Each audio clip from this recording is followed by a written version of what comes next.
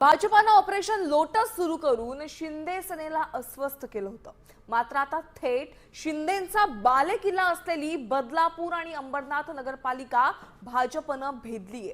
पाहुयात यावरचा एक स्पेशल रिपोर्ट। भाजपनं भेदला शिंदेंचा गड।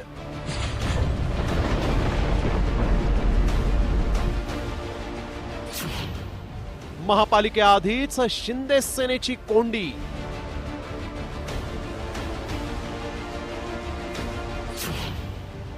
शिंदेंच्या बालेकिल्ल्यात फुल्ल कमळ। नगरपालिकांच्या निवडणुकीत भाजप पाठोपाठ शिंदे सेनेनंही मुसंडी मारत गुलाल उधळलाय।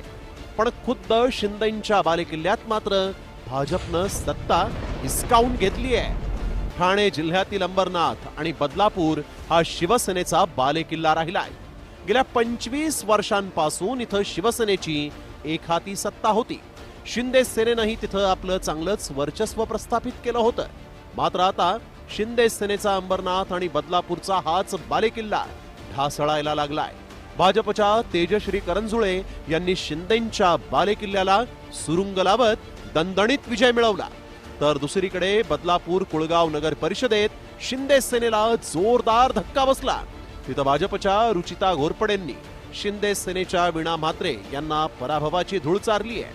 बदलापूरच्या तमाम जनतेने, तमाम मतदारांनी विकासाला दिलेलं महत्त्व ही सगळ्यात महत्त्वाची प्रतिक्रिया आहे। कारण काय, लोकांना विकास हवा आहे, दादागिरी नको आहे, काहीच नको आहे। फक्त विकास आणि काम करणाऱ्या व्यक्तीला त्यांनी महत्त्व दिलं आणि म्हणून हा आमचा विजय आहे।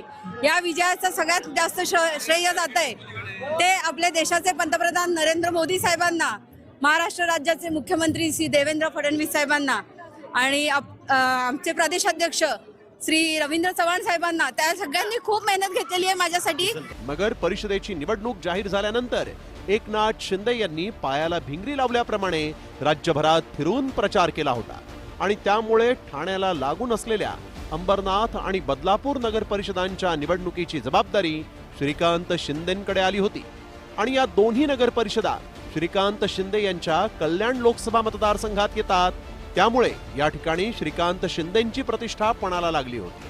मात्र मित्रपक्ष असणाऱ्या भाजपनंही शिंदेंच्या या अवैध अशा गडात प्रवेश केल्यानं शिंदे सेनेपुढे मोठं आव्हान निर्माण झालंय।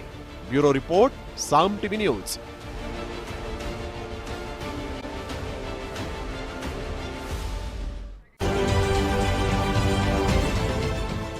देश विदेशातील प्रत्येक घडामोडींचे लाईव्ह अपडेट मिळवण्यासाठी आता साम टीव्हीच्या सर्व सोशल मीडिया प्लॅटफॉर्मला लाईक, फॉलो आणि सबस्क्राईब करा।